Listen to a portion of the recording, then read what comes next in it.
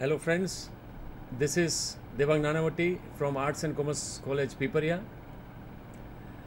આપણે તમારી જે સેમેસ્ટર 6માં ટેક્સ્ટ ચાલે છે જેમ્સ ઓફ વિઝડમ એમાં પાર્ટ 2માં તમારો એક લેસન આવે છે ટુ ડિયર. આજે આપણે ટુ ડિયર વિશે થોડી વાતો કરવાના છીએ. મિત્રો, આપણી પાસે 2 કલાક છે.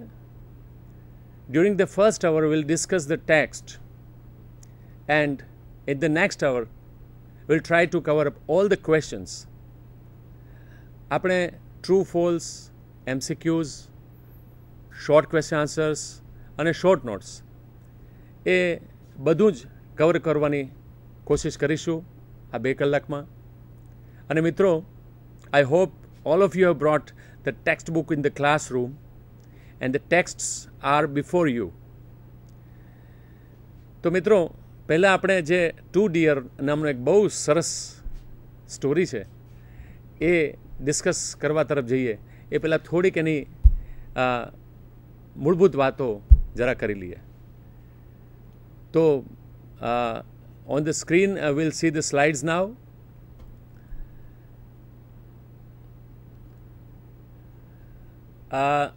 થોડું એમના ઓથર વિશે એટલે કે લેખક વિશે જો આપણે જાણીએ તો તમે જાણો છો કે ટુ ડિયર છે it is a very well known story by the famous Russian author Tolstoy.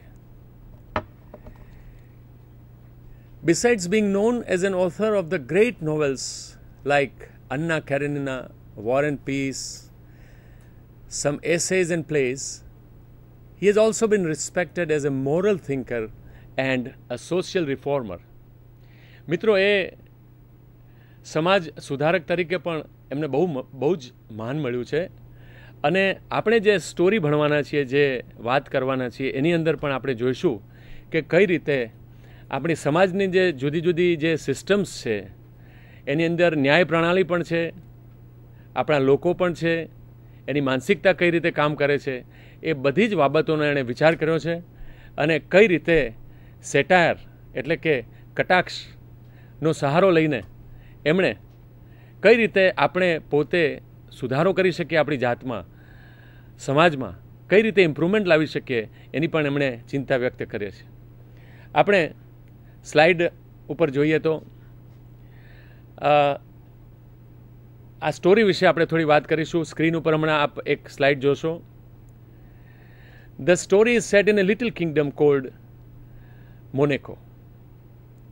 મિત્રો, એક બહુ નાનકડું એક કિંગડમ છે અને એમાં એક બહુ નાનકડો રાજા જેને આપણે કિંગલેટ કહીએ એ છે.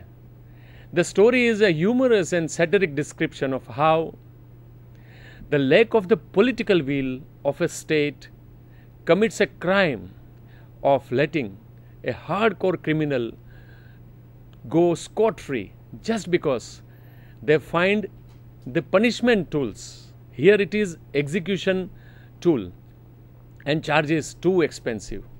મિત્રો, કોઈક બનાવ બને જેમાં કોઈ ક્રાઇમ થાય, કોઈ ગુનો થાય, ત્યારે એકચ્યુઅલી તો જેણે આ ક્રાઇમ કર્યો છે, જે ક્રિમિનલ છે, એને આપણી ન્યાય પ્રણાલી એક પ્રકારની પ્રોસેસ પછી એક સજા આપતી હોય છે.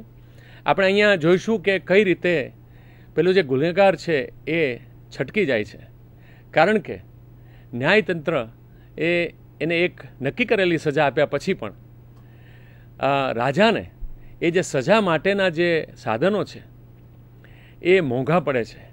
ટુ ડિયર આપણે જાણીએ છીએ શબ્દ ડિયર. હમણાં ગઈકાલે જ વેલેન્ટાઇન ડે ગયો તો એમાં DEAR શબ્દ આવે છે. આપણે જાણીએ છીએ ડિયર એટલે પ્રિય, પણ ડિયરનો એક બીજો મતલબ છે મોંઘું. આમ પણ પ્રિય માણસો મોંઘા જ હોય. તો અહીંયા આપણે જોઈએ છીએ કે લેખકે કઈ રીતે ટુ ડિયર શબ્દને એણે એની સાથે રમત કરીને વાતો કરી છે. મિત્રો, જ્યારે હું આ સ્ટોરી જોઉં છું ત્યારે મને એક પેલી પૂરી એક અંધેરીને ગંડુ રાજા, ટકે શેર ભાજી ટકે શેર ખાજા એ વાત યાદ આવે છે. Do you also recall the story? આપણા મહાન કવિ દલપતરામે આ સ્ટોરી લખેલી અને આપણે એની વિશે વધારે વાત ન કરતા આપણી ટુ ડિયરની અંદર કઈ રીતે આ સ્ટોરી રિફ્લેક્ટ થાય છે એ પણ આપણે જોઈશું. જો તમારી પાસે ટેક્સ્ટ હોય તો પેજ નંબર 87 ઉપર આપણે જઈશું. અહીંયા સ્ક્રીન પર તમે જોશો કે સ્ટોરી આપણે એક પછી એક બને એટલી ઝડપથી એની વિશે વાતો કરીશું અને હું સાથે સાથે ટ્રાન્સલેટ પણ કરતો જઈશ. Near the borders of France and Italy, on the shore of the Mediterranean Sea, lies a tiny little kingdom called Monaco. France અને ઇટલીના બોર્ડર્સ પાસે એટલે એની સરહદ પાસે દરિયા કિનારા મેડિટેરિયન સી જે છે દરિયો છે ત્યાં એક બહુ નાનકડું ટાઇની લિટલ કિંગડમ છે અને એનું નામ છે મોનેકો. Many a small country town can boast more inhabitants એટલે તમે જાણો છો રહેવાસીઓ than this kingdom. બહુ જ ઓછી સંખ્યામાં અહીંયા લોકો રહે છે એટલે બહુ નાના નાના જે શહેરો એ પણ એમ કહી શકે કે મોનેકો કરતાં તો અમારી વસ્તી વધારે છે. For there are only about 7,000 of them. માત્ર 7,000 લોકો જ અહીંયા રહે છે. All told, બધું થઈને. And if all the land in the kingdom were divided, there would not be an acre for each inhabitant. But in this toy kingdom, લેખક શું કહે છે? It is a toy kingdom. એક બહુ નાનકડું Kingdom છે. મિત્રો આપણે જ્યારે આ સ્ટોરી જ્યારે આપણે વાંચીએ ત્યારે આપણને પેલી લિલીપુટિયન સ્ટોરી સ્વિફ્ટની એ પણ યાદ આવે. એમાં પણ બહુ ટાઇની મેનનો રેફરન્સ છે અને અહીંયા પણ ટાઇની લિટલ કિંગડમ છે. તો શું કહે છે આગળ? But in this toy kingdom there is a real kinglet. એક નાનકડો રાજા પણ છે. And he has a palace, courtiers, ministers, bishop, generals and an army. અને એની પાસે આ બધું જ જે વ્યવસ્થા એક રાજ્ય પાસે હોવી જોઈએ બધું જ છે. It is not a large army, only 60 men in all. માત્ર 60 જ જણા છે એમની આર્મીમાં, એમના સૈન્યમાં. મિત્રો આમ તો આ બધું આ MCQsની અંદર આ બધા નાના નાના પ્રશ્નો છે એની ઉપર આપણે ઘણીવાર ધ્યાન રાખવાની જરૂર હોય છે. કારણ કે ક્યારેક એ લોકો એવું પૂછી નાખે ભાઈ એમાં એમની આર્મીમાં કેટલા માણસો હતા, તો આપણને યાદ રહેવું જોઈએ કે 60. એના ઇનહેબિટન્ટ્સ કેટલા હતા? તો કે ભાઈ આની અંદર આપણે આપેલું છે કે 7,000. આ બધી નાની નાની બાબતો પણ જો આપણે યાદ રાખીએ તો પરીક્ષાની દ્રષ્ટિએ પણ આપણને થોડો લાભ થાય. But still it is an army. પણ છતાં પણ એ આર્મી કહેવાય. There were also taxes in this kingdom as elsewhere. હવે મિત્રો રાજ્ય કઈ રીતે પોતાના એક રેવન્યુ એક ઇન્કમ ઊભી કરે છે. એ ટેક્સ ઓન ટોબેકો. કઈ બાબતમાં ટેક્સ હતા? ટોબેકો તમાકુ ઉપરનો tax, on wine and spirits and a poll tax. Wine and spirits દારૂ પીવા ઉપર પણ ટેક્સ હતો. પોલ ટેક્સ એટલે દરેક જણાએ ફરજિયાતપણે કોઈ પણ પ્રકારનો નવો ખર્ચ થાય તો આપવો પડે એ ટેક્સ. બટ ધો the people there drink and smoke as people do in other countries. ત્યાંના લોકો પણ બીજા બધા દેશોની જેમ સ્મોક કરતા હતા, ધૂમ્રપાન કરતા હતા, મજા કરતા હતા, ડ્રિંક દારૂ પણ પીતા હતા, એન્ડ દે ઓલ્સો ગેમ્બલ.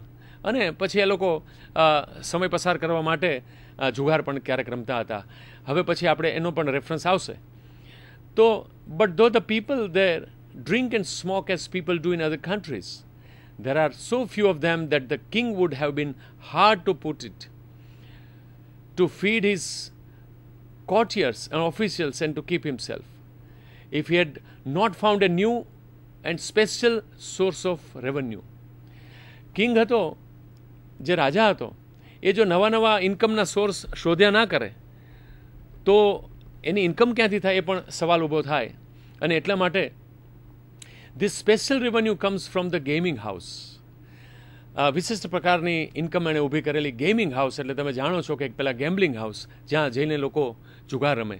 અમુક અમુક રાજ્યોમાં એની બંધી હોય છે. જેમ આપણે ગુજરાતની અંદર દારૂબંધી છે એમ મોનેકોની આજુબાજુના જે રાજ્યો હતા તે લોકો સમજી ગયા હતા કે અહીંયા ગેમિંગ હાઉસ જો ચલાવીએ તો આપણે બધાને અંદર ઝઘડાઓ થાય અને બીજી બધી તકલીફો ઊભી થાય. પણ મોનેકો જે કિંગડમ છે એમણે ગેમિંગ હાઉસ ખોલેલું કારણ કે એમાંથી આવક ઊભી થતી હતી. તો this special revenue comes from a gaming house where people play roulette. નામની એક ગેમ આવે છે એ રમતા પેલું ગોળ ચક્ર ફરે અને પછી એક જગ્યાએ પેલો આંકડો નક્કી થાય અને આંકડાબાજીથી પેલો જુગાર રમાય. People play, and whether they win or lose, the keeper always gets a percentage on the turnover. And out of this profits, he pays a large sum to the king. લોકો ત્યાં રમે પછી જીતે કે હારે એનો જે કીપર હોય એટલે કે જે પેલો ગેમિંગ હાઉસ ચલાવતો હોય એને તો પૈસા એના અમુક મળી જ જાય અને એને જે પૈસા મળે એમાંથી કિંગને રાજાને અમુક નફાનો અમુક ભાગ આપી દેવો પડે. The reason he pays so much is that it is the only such gaming establishment left in Europe. યુરોપની અંદર આ એક જ એસ્ટાબ્લિશમેન્ટ એવું હતું, આ વ્યવસ્થા એવી હતી કે ગેમિંગ હાઉસ ત્યાં હોય. Some of the little German sovereigns used to keep gaming houses. મને લાગે છે કે હું ટેક્સ્ટમાંથી ભણાવવાનું શરૂ કરું તો વધારે મજા પડશે, કારણ કે આ સ્ક્રીનની અંદર મને થોડી તકલીફ પડી. So the reason this special revenue comes from a gaming house where people play roulette. The reason he pays so much is that it is the only such gaming establishment left in Europe. Some of little German sovereigns used to keep gaming houses of the same kind. હવે German લોકો પણ આ પ્રકારના gaming house રાખતા હતા, but some years ago they were forbidden એટલે એ લોકોને પરમિશન નહીં મળતી હતી, કારણ કે લોકો સમજી ગયા હતા કે હવે આપણે આ કામ કરવા જેવું નથી, એટલે એ લોકો આ ગેમિંગ હાઉસ જે ચાલતા હતા પેલા અડ્ડાઓ જુગારના એ બંધ કરી દીધા હતા. The reason they were stopped was because these gaming houses did so much harm. કારણ કે આ ગેમિંગ હાઉસને કારણે હાર્મ એટલે કે નુકસાન થતું હતું.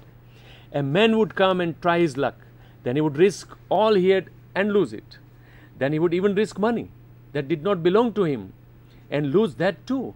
And that in despair, he would drown or shoot himself. હવે આ જે જુગાર રમતા હતા એમાં શું થાય, એ માણસ આવે રમે અને હારી જાય જે પોતાના પૈસા હોય, અને ઘણીવાર તો હારી જાય જે પોતાના પૈસા ન પણ હોય. આપણે મહાભારતની અંદર જે રીતે યુધિષ્ઠિરે જે પોતાનું નથી એ પણ હારી ગયા હતા, એટલે જુગારની કોઈ હદ નથી હોતી. તો એ રીતે આ રીતે કોઈ અહીંયા માણસ આવે અને ઇન ડિસ્પેર અને પછી નાસીપાસ થઈ જાય અને એ શૂટ હિમસેલ્ફ પોતાની જાતને મારી પણ નાખે અથવા કોઈ બીજાને પણ મારી નાખે. So the Germans forbade their rulers to make money in this way. એટલે જર્મન લોકોએ આ રીતે પૈસા બનાવવાના બંધ કરી દીધા. But there was no one to stop the king of મોનેકો.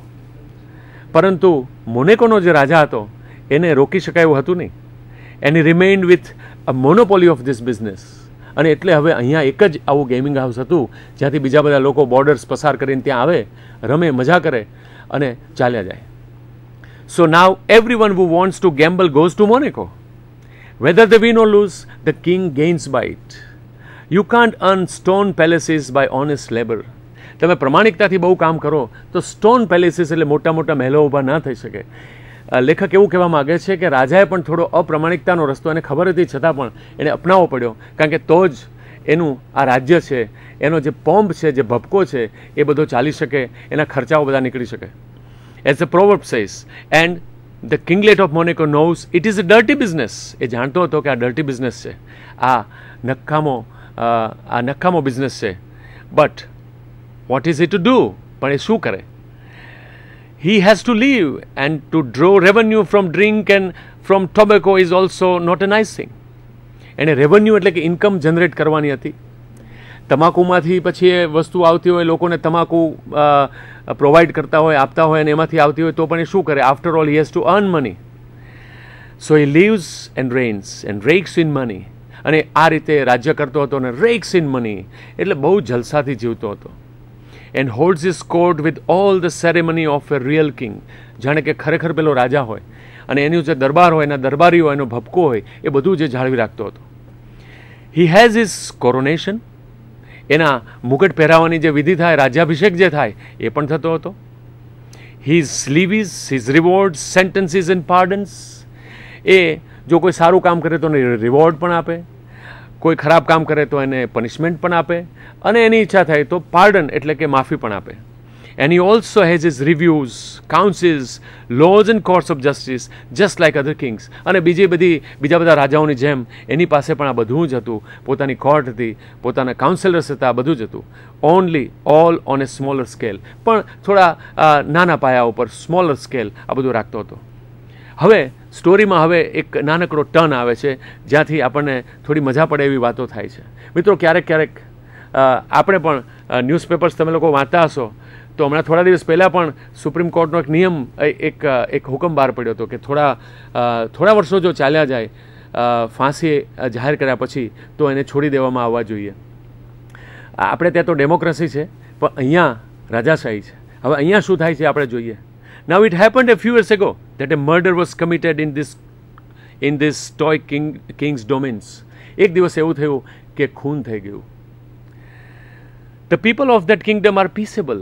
લોકો આમ તો શાંતિપૂર્ણ હતા, શાંતિથી જીવતા હતા. અહીંયા ક્યારે મર્ડર નહોતું થયું. And such a thing had not happened before. ક્યારેય પહેલાં આવી વાત બની નહોતી. The judges assembled with much ceremony and tried the case in the most judicial manner. બહુ ન્યાયપૂર્ણ રીતે બધા જજીસ, બધા ન્યાયાધીશો ભેગા થયા અને મચ સેરેમની એકદમ. આપણે પણ જોઈએ છીએ કે કોઈ બહુ મોટું કમિશન ભેગું થવાનું હોય તો એક પછી એક કારના કાફલાઓ આવે, જજીસ આવે, એ લોકો ડિસ્કશન કરે, કોઈ બહુ મહત્ત્વના પોઈન્ટ ઉપર પોતાનો સમય આપે અને કયો નિયમ ક્યાં લાગુ પડે છે આ બધી બાબતો એ લોકોએ ડિસ્કસ કરવી પડે. તો એ રીતે બધા લોકો ભેગા થઈ ગયા. There were judges and prosecutors and jurymen and barristers. વકીલો, ફરિયાદ પક્ષના વકીલો, સામા પક્ષના વકીલો બધા ભેગા થઈ ગયા. They argued and judged. અને પેલો કેસ ચાલ્યો, એની ટ્રાયલ ચાલુ થઈ ગઈ. આર્ગ્યુમેન્ટ્સ થવા લાગી, દલીલો અને સામસામી દલીલો થવા લાગી. And at last they condemned the criminal to have his head cut off as the law directs.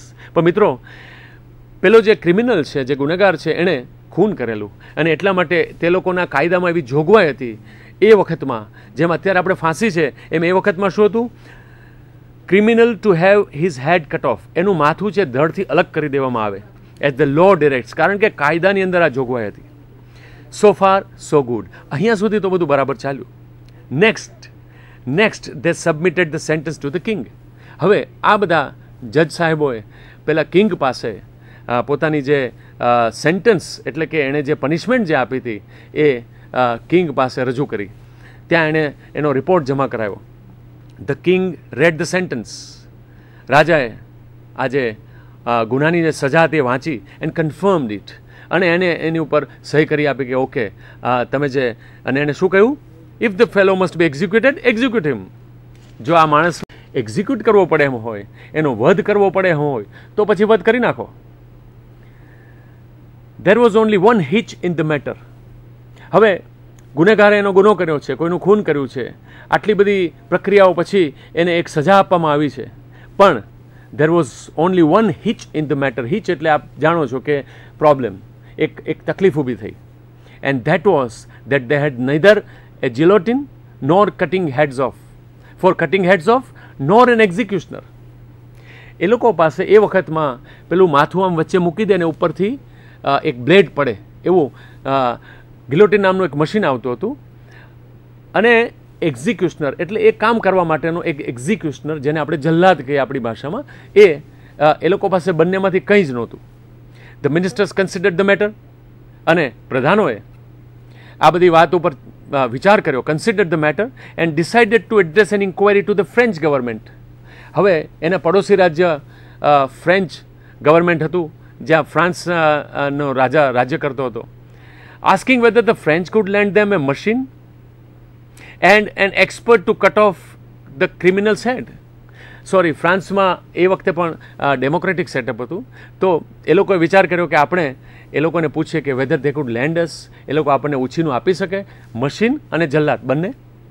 And so would the French kindly inform them what the cost would be. પરંતુ એનો ખર્ચ શું થશે? The letter was sent. અને એક પત્ર લખવામાં આવ્યો. A week later the reply came. અને એક અઠવાડિયા પછી જવાબ આવ્યો.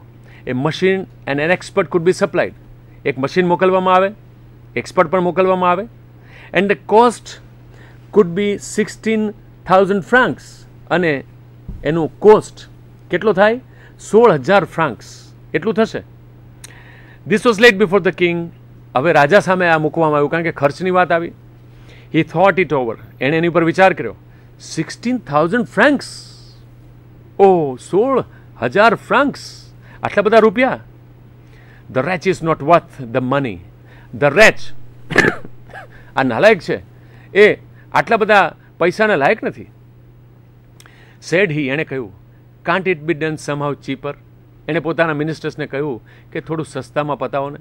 Can't it be done in somehow a cheaper manner? Why 16,000 francs is more than 2 francs a head on the whole population. આપણી આખી જે પોપ્યુલેશન છે, આપણી આખી જે વસ્તી છે, એમાં એક જણા ઉપર 2 ફ્રાંકનો ભાર આવશે. The people won't stand it. લોકો છે આ સહન જ નહીં કરી શકે. And it may cause a riot. અને હુલ્લડ પણ ફાટી નીકળે ભાઈ. So a council was called to consider what could be done. અને એટલે ફરીથી એક કાઉન્સિલ, ફરીથી એક મીટિંગ બોલાવવામાં આવી, બધા લોકો ભેગા થઈ ગયા.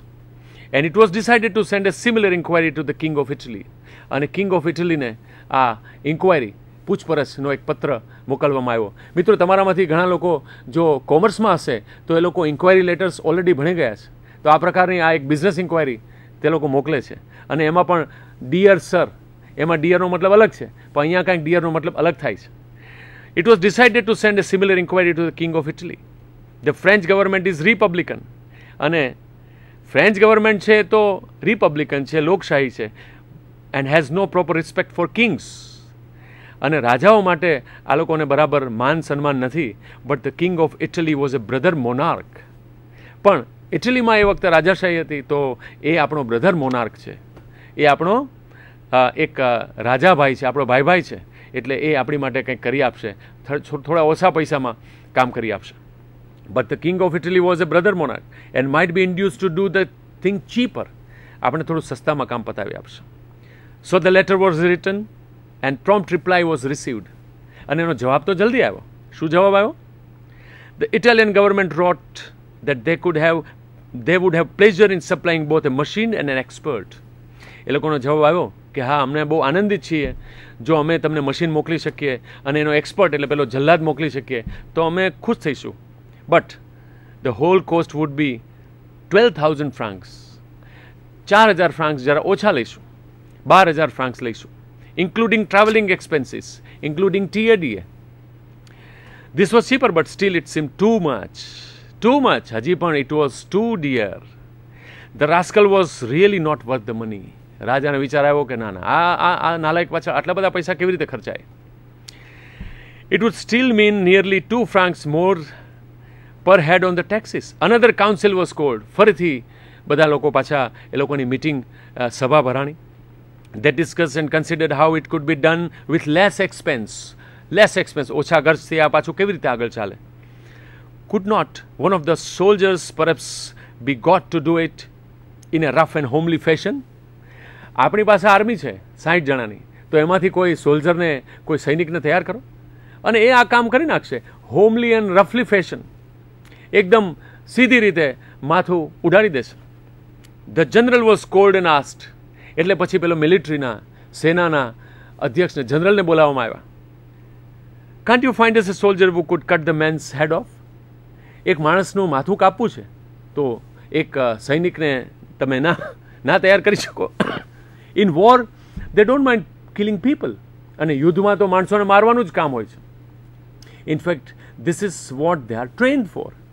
અને ઇનફેક્ટ અલબત્ત એની માટે તો, આ કાર્ય માટે તો એ લોકોને ટ્રેનિંગ આપવામાં આવે છે, આ કાર્ય માટે તો એ લોકોને તૈયાર કરવામાં આવે છે, સજ્જ કરવામાં આવે છે. So the general talked it over with the soldiers to see whether one of them would not undertake the job. એટલે પેલા જનરલે પોતાના સોલ્જર્સ એટલે કે સૈનિકો સાથે વાતો કરી. But none of the soldiers wood do it. પણ કોઈ પણ સૈનિક આ કામ કરવા તૈયાર ના થયો. No, they said, we don't know how to do it. અમને માથું કાપતા નથી આવડતું. It is not a thing we have been taught. અમને આ કામ માટે તૈયાર કરવામાં આવ્યા નથી.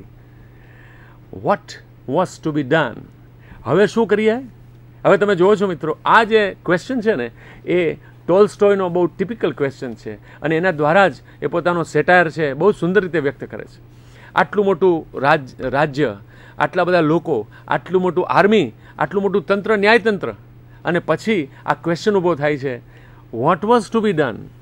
હવે શું થઈ શકે? Again the minister considered and reconsidered. ફરીથી પાછા પ્રધાનો ભેગા થઈ ગયા અને એણે વિચાર નહીં, પુનર્વિચાર કર્યો.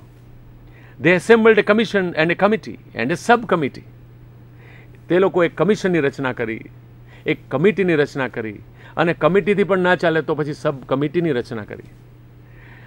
And at last they decided that the best thing would be to alter the death sentence to one of the imprisonment for life. છેલ્લે એ લોકોએ નક્કી કર્યું કે આપણે એક કામ કરીએ, એમને એક્ઝિક્યુટ કરવું, એનું માથું ધડથી અલગ કરવાનું તો થોડું મોંઘું પડે છે, એટલે આપણે એક કામ કરીએ, લાઈફ ઇમ્પ્રિઝનમેન્ટ, જન્મટીપની સજા આપી દઈએ. This wood enable the king to show is Mersey. Mersey એટલે દયા. તો પછી આપણા રાજાને પોતે દયાવાન છે, પોતે દયા દેખાડી શકે છે એવું એક સાબિત થશે. એટલે આપણા રાજાનું એક સારું દેખાશે પબ્લિકમાં. And it would come cheaper. અને મુખ્ય વાત તો એ છે કે ઇટ વુડ કમ ચીપર, એ થોડું સસ્તું બનશે. The king agreed to this. પેલા રાજા છે આ બાબતમાં પણ એગ્રી થઈ ગયા, સહમત થઈ ગયા. And so the matter was arranged. અને હવે એની બધી વ્યવસ્થા કરવામાં આવી. ધ ઓનલી હિચ, એક બીજી તકલીફ ઊભી થઈ. હિચ વારંવાર આવે છે. What is to be done? પ્રશ્ન વારંવાર આવે છે. The only hitch now was that there was no suitable prison for a man sentenced for life. હવે રાજ્ય પાસે જન્મટીપની સજાવાળા કેદીને રાખી શકાય એવી પ્રિઝન એટલે કે જેલ પણ નથી. There was a small lockup where people were sometimes kept temporarily. એક નાનકડું લોકઅપ કે જ્યાં થોડા સમય માટે લોકોને રાખવામાં આવતા હોય એ પ્રકારનું નાનકડા ગુના માટે થોડા કલાક માટે રાખી મૂકે અને પછી છોડી મૂકવામાં આવે. But there was no strong prison fit for permanent use. Strong prison. હવે લાઈફ ઇમ્પ્રિઝનમેન્ટ એટલે કે જન્મટીપની જેને સજા મળી એની માટે તો સ્ટ્રોંગ પ્રિઝન, એક મજબૂત દિવાલોવાળી એક જેલ જોઈએ જેમાંથી એ ભાગી ન શકે. પણ એવી હતી નહીં, પરમેનન્ટ યુઝ થઈ શકે કાયમ માટે એવી હતી નહીં. However, they managed to find a place that would do. છતાં પણ એ લોકોએ આમ તેમ કરીને એક નાનકડી એક જગા શોધી કાઢી. And they put the young fellow there and placed a guard over him. આપણો જે ગુનાગાર છે એ યુવાન માણસ છે, હવે એટલે ગમે ત્યારે જેલ તોડીને ભાગી શકે, તો એની they placed a guard, એટલે એનો એક ચોકિયાત રાખવામાં આવ્યો કે જેથી કરીને ભાગી ન જાય. The guard had to watch the criminal. હવે ગાર્ડનું કામ શું હતું કે પેલો ક્રિમિનલ છે એને વોચ કરવાનું, એને એની ઉપર ધ્યાન રાખવાનું જેથી કરીને ભાગી ન જાય. અને બીજું એક મહત્વનું કામ એનું શું હતું? And also two fetch his food from the palace kitchen. અને રાજ્યના રસોડામાંથી પેલા કેદી માટે એણે એક થાળી રોજ લઈ આવવાની ખાવા માટે from the palace kitchen. The prisoner એટલે પેલો કેદી છે એ remained there month after month till a year had passed. એક પછી એક મહિનાઓ પસાર થવા લાગ્યા અને એમ એક આખું વર્ષ પસાર થઈ ગયું. પછી but when a year had passed, the kinglet, looking over the account of his income and expenditure, one day noticed a new item of expenditure. એક વર્ષ પછી જ્યારે પેલું બજેટ એ જોતો હશે રાજા, ત્યારે એને એક નવી આઇટમ ઓફ એક્સપેન્ડિચર, એક નવી બાબત જણાઈ કે અહીંયા આપણો ખર્ચો ક્યાંક થઈ રહ્યો છે. એ કઈ બાબત હતી? This was for the keep of the criminal. Keep એટલે એના જે પેલો ક્રિમિનલ છે એને જાળવણીનો જે ખર્ચ થાય એનો એને પેલો ગાર્ડ મૂક્યો છે એનો ખર્ચો, એને જમાડવાનો ખર્ચો, આ બધો કીપ ઓફ ધ ક્રિમિનલ કહેવાય. તો એની જાળવણીનો જે ખર્ચ છે એ દેખાણો. Nor was it a small item either. એને આ જે આઇટમ છે એનો જે ખર્ચ છે એ પણ બહુ નાની ના દેખાણી. There was a special guard and there was also the man's food. માણસ માટે ખાવાનું, પેલો ગાર્ડ રાખવાનો, એનો સેલરી આપવાનો, એનો પગાર આપવાનો. It came to more than 600 francs a year. વર્ષના 600 ફ્રાંક્સ તો આમાં લાગી જાય છે. And the worst of it was that the fellow was still young and healthy. રાજા વિચાર કર્યો કે આ આપણો જે ક્રિમિનલ છે, જે ગુનેગાર છે, એ તો હજી યુવાન છે, એ તો હજી બહુ જીવશે. હવે દર વર્ષે જો 600 ફ્રાંક્સનો ખર્ચો થશે તો આખી જીવન જન્મટીપ છે, કેટલા વર્ષો કાઢી નાખશે? 600 francs. And the worst of it was that the fellow was still young. અને યંગ એટલું જ નહીં, પાછું હેલ્ધી છે, તાજો માજો છે. અને અહીંયા તો મફતનું ખાઈ ખાઈને વધારે તાજો માજો થઈ રહ્યો છે. And might live for 50 years. અને હજી તો આ 50 વર્ષ જીવશે તો આપણો ખર્ચો કેટલો બધો થઈ જશે. Really it is too dear. When one came to reckon it up, the matter was serious. જો તમે ગણતરી કરો તો આ તો બહુ ગંભીર બાબત થઈ જાય. It would never do. આવું બિલકુલ નહીં ચાલે. So the king summoned his ministers and said to ધેમ.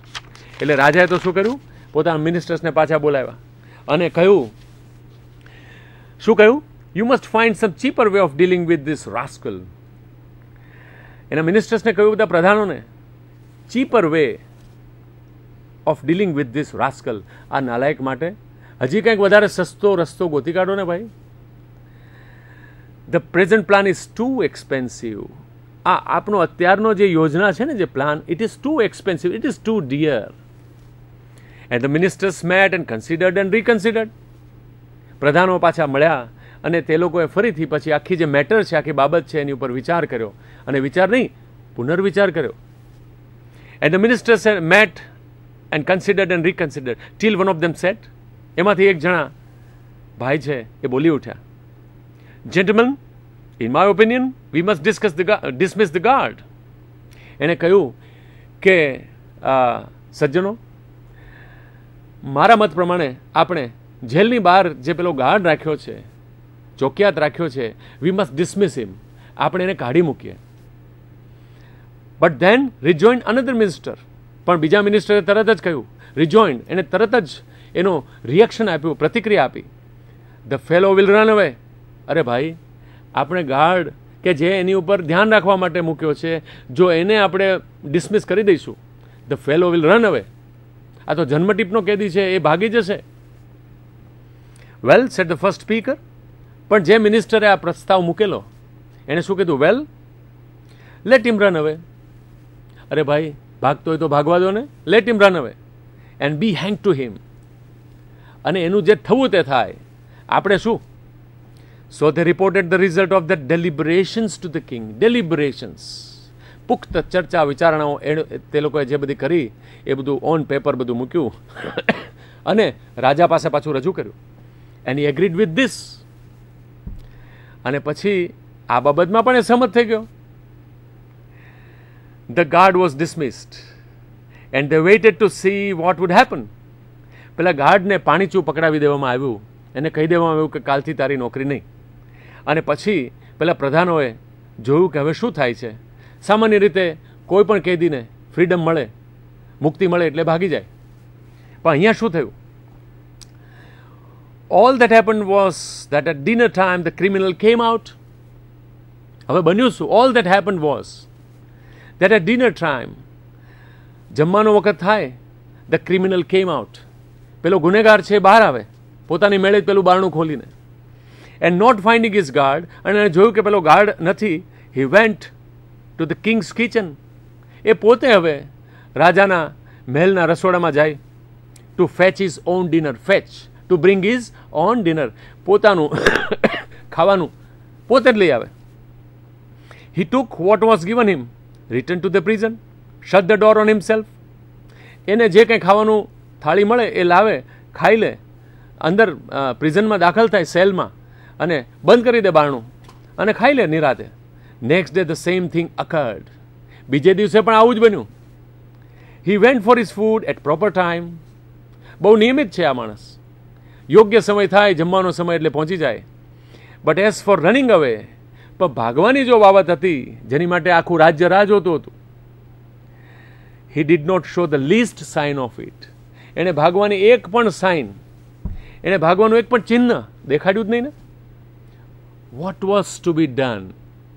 ફરીથી પેલો પ્રશ્ન આવ્યો, હવે શું કરીએ? They considered the matter again. ફરીથી પાછા પ્રધાનો બધા ભેગા થયા અને considered and reconsidered and reconsidered. ફરીથી પાછો વિચાર અને પુનર્વિચાર કરવામાં આવ્યો. We shall have to tell him straight out, said they. તે લોકો વિચાર કર્યો, હવે આપણે એને સ્ટ્રેટ આઉટ સીધું જ કહી દઈએ ભાઈ, that we do not want to keep him. હવે અમારે તેને રાખવો જ નથી. So the minister of justice, ન્યાય ખાતાના પ્રધાન, had him brought before him. એની સામે એને રજૂ કરવામાં આવ્યો અને એમણે પૂછ્યું એમને, why don't you run away?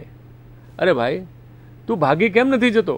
ન્યાય ખાતાના પ્રધાન પૂછે છે, તું ભાગી કેમ નથી જતો? There is no guard to keep you.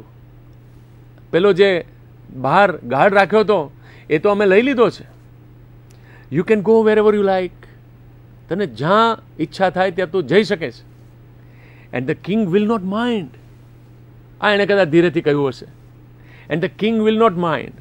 અને રાજા છે ને એ પણ આ બાબતમાં બહુ વાંધો નહીં લે, એને વાંધો નથી. I dare say the king would not mind. પહેલી જ વખત પેલો ક્રિમિનલ બોલે છે અને એનું પહેલું જ વાક્ય જુઓ તમે, આઈ ડેર સે.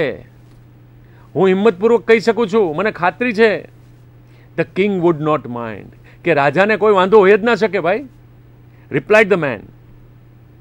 એના જે એની આર્ગ્યુમેન્ટ છે બહુ જ ઇન્ટરેસ્ટિંગ છે. લેખકે શું સરસ સેટાયર કર્યો છે, શું સરસ કટાક્ષ કર્યો છે. Replied the man, but I have no way to go. મારે બીજે ક્યાંય જવાનું સ્થાન જ નથી ભાઈ હવે. What can I do? અને હું શું કરું? You have ruined my character. Sentence, તમે મને જે સજા આપીને, પેલી સેન્ટન્સ આપીને, જે પનિશમેન્ટ આપીને, એનાથી મારું ચરિત્ર છે બગડી ગયું છે. તમે લોકોએ મારું એક તો ચરિત્ર હનન કરી નાખ્યું છે. And people will turn their backs on me. People will turn their backs on me. લોકો મને ક્યાંય આવકાર નહીં આપે. હું જઈશ ત્યાં પીઠ ફેરવી લેશે.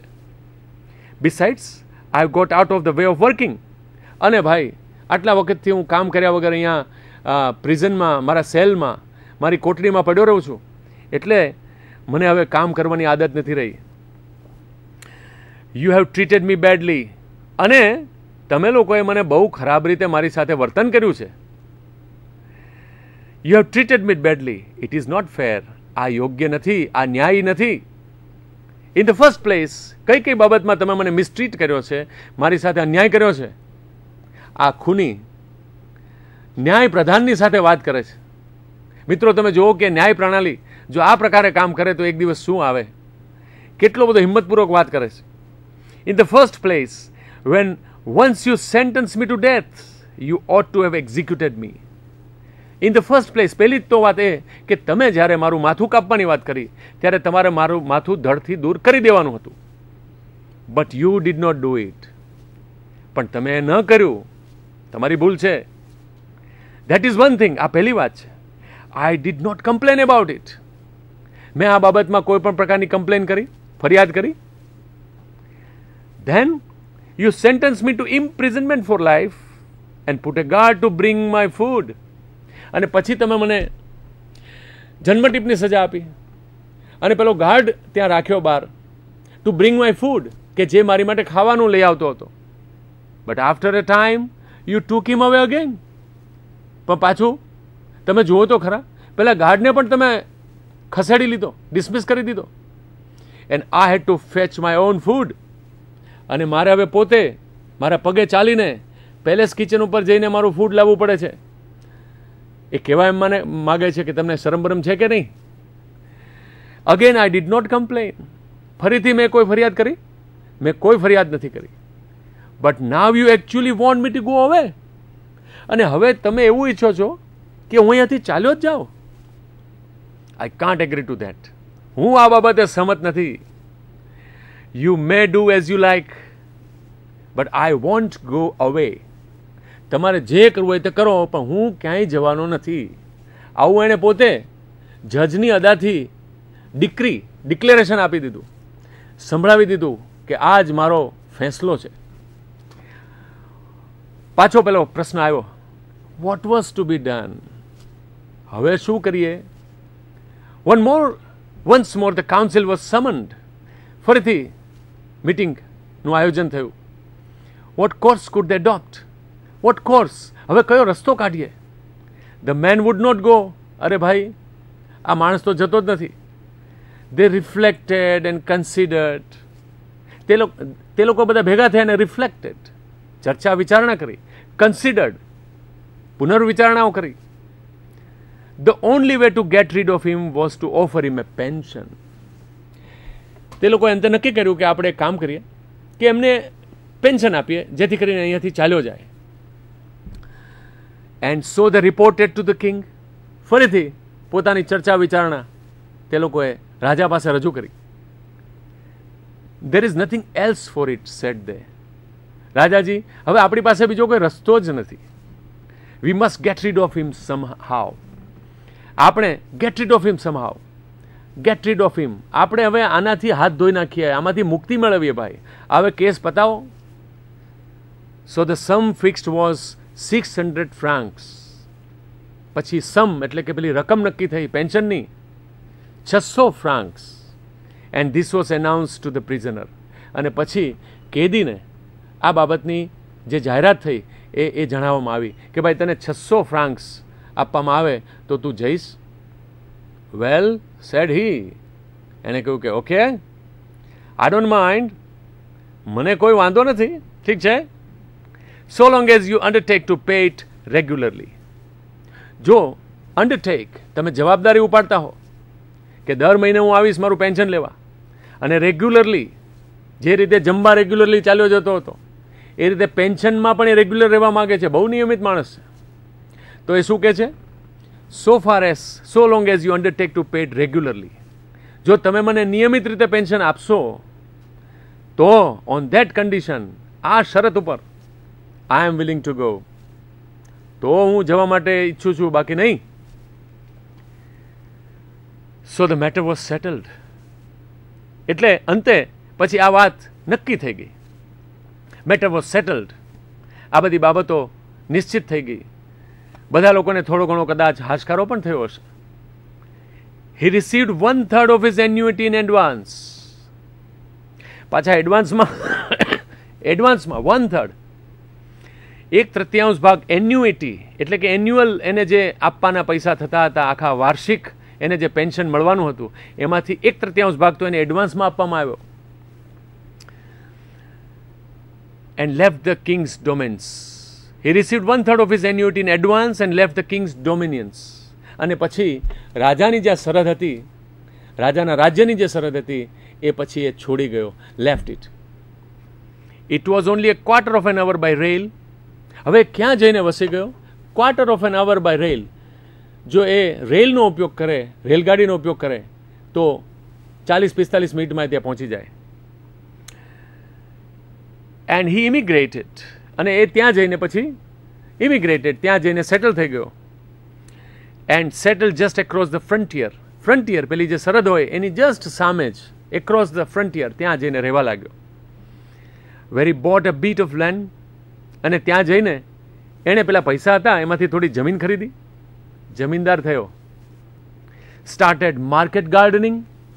અને ત્યાં આગળ એણે રોજ માર્કેટમાં જઈને વસ્તુ નાની મોટી વેચી શકે, શાકભાજી, એ પ્રકારની માર્કેટ ગાર્ડનિંગ ચાલુ કરી દીધું. And now lives comfortably. અને હવે ત્યાં બહુ જ શાંતિપૂર્વક રહેવા લાગ્યો. He always goes at the proper time to draw his pension. પોતાનું પેન્શન છે એ દર મહિને એણે જે પેલું મહાન કાર્ય કરેલું એની માટે દર મહિને નિયમિત રીતે ટુ ડ્રો હિઝ પેન્શન, પોતાના પૈસા લેવા માટે એ પહોંચી જાય છે. He always goes at the proper time to draw his pension having received it. અને હવે નવાઈની વાત તમે જુઓ, એને પેન્શન મળી જાય ત્યારે he goes to the gaming tables. પાછો ક્યાં જાય છે? જ્યાં કદાચ આ બનાવ બન્યો હશે, ગેમિંગ ટેબલ્સ, જુગાર રમવા માટે પહોંચી જાય છે. જીવન મેં કુછ મસ્તી તો ચાહીએ, એટલા માટે એ પાછો ત્યાં ગેમિંગ હાઉસમાં પહોંચી જાય છે. Stacks 2 or 3 ફ્રાંક્સ. 600 ફ્રાંક્સ તો મળે છે, એમાંથી 2 કે 3 ફ્રાંક્સ ત્યાંનું ચલણ જે છે, આપણે રૂપિયા ગણીએ તો એ થોડા પૈસા ત્યાં લગાડે છે. સ્ટેક્સ એટલે જુગારની અંદર પૈસા લગાડે છે. Sometimes wins and sometimes loses. હવે આ તો ભાઈ ગેમ છે, ક્યારેક એ જીતે છે જુગારમાં, ક્યારેક હારી જાય છે. And then returns home. અને પછી ઘરે પાછો આવી જાય છે આનંદિત થઈને. હી લીવ્સ પીસેબલી એન્ડ વેલ. બહુ શાંતિપૂર્ણ રીતે અને સુખદાયીપૂર્વક રીતે આ માણસ અહીંયા રહેવા લાગ્યો. મિત્રો, આખું જે સ્ટોરી કરે છે ટોલ્સ્ટોય, તો એનો જે નિચોડ જે છે એ તમે ક્યારેક ક્યારેક પહેલાં અમેરિકન શોર્ટ સ્ટોરી રાઇટરની ઓ હેનરીની સ્ટોરીઝ પણ તમે સાંભળી જશે. તો ઓ હેનરીની સ્ટોરીમાં પણ જ્યારે એ જે સ્ટોરી ફિનિશ થાય, જ્યારે વાર્તા પૂર્ણ થાય, ત્યારે છેલ્લી 2-3 લાઇન્સ હોય છે એ બહુ મહત્ત્વની હોય છે. અહીંયા પણ તમે જુઓ, છેલ્લી 2-3 લાઇન્સમાં ટોલ્સ્ટોય શું કહેવા માગે છે. આપણે જે સેટાયરની વાત કરીએ છીએ, જે કટાક્ષની વાત કરીએ છીએ, સમગ્ર વાર્તા દરમિયાન એમણે હાસ્ય દ્વારા, પરિસ્થિતિઓ દ્વારા, એક કટાક્ષમય રીતે એણે જે કહેવાનું હતું તો કહ્યું જ છે, પરંતુ છેલ્લે એ શું કહે છે એ બહુ મહત્વનું બને છે. એ શું કહે છે? હી લીવ્સ પીસેબલી એન્ડ વેલ. અને last paragraph, it is a good thing that he did not commit his crime in a country where they do not grudge expense to cut a man's head off or to keeping him in prison for life. શું કહે છે? એ વાત સારી હતી કે he did not commit his crime in a country, એણે એવા દેશની અંદર ક્રાઇમ, આ ગુનો નહોતો કર્યો કે જ્યાં they do not grudge expense, કે જ્યાં ખર્ચ થાય એની માટે સરકાર ચિંતિત નથી થતી, ખર્ચ છે એની માટે કચવાટ પેદા નથી કરતી. શેનો ખર્ચ? To cut a man's head off. Punishment જે આપવાની છે, યોગ્ય સમયે જે આપવાની છે, એની અંદર કોઈ પણ પ્રકારની સરકાર ઢીલી નીતિ નથી અપનાવતી. ત્યાં એણે આ ગુનો નથી કર્યો, સારું છે. અધરવાઇઝ બીજે દિવસે, અઠવાડિયા પછી, 15 દિવસ પછી ફેંસલો આવી જાત. Or to keeping him in prison for life, અથવા તો જીવનભર જન્મટીપ આપે અને એમાં સાચવી શકે એની માટેનો જે ખર્ચ થાય એની માટે જે સરકાર ચિંતિત નથી થતી, ત્યાં એણે આ ગુનો નથી કર્યો, સારી વાત છે. અને તેથી આટલો ગુનો કર્યા પછી પણ એ બહુ શાંતિથી છટકી શકે છે. મિત્રો, આ મારી તો બહુ પ્રિય સ્ટોરી છે. ટોલ્સ્ટોય મારા બહુ પ્રિય લેખક છે અને ખરેખર એમની વાત કહેવાની સ્ટાઇલ મને બહુ જ મજા પડે છે. I hope you have also enjoyed the story. આપણે ગુજરાત યુનિવર્સિટીની અંદર આપણી માતૃભાષા ગુજરાતી છે એટલે આખી સ્ટોરી ગુજરાતીના માધ્યમથી પણ સમજીએ, જેથી કરીને વધારે મજા પડે. પરંતુ હવે આપણે પરીક્ષાલક્ષી કામ પણ થોડું કરવું પડશે, જે આપણે નેક્સ્ટ લેક્ચરમાં કરીશું. તો આપ આ સ્ટોરી સુંદર રીતે વાંચજો. એના સવાલ જવાબ આપણે હવે આવતા પીરિયડ કહું તો પીરિયડમાં આપણે કરીશું. Thank you.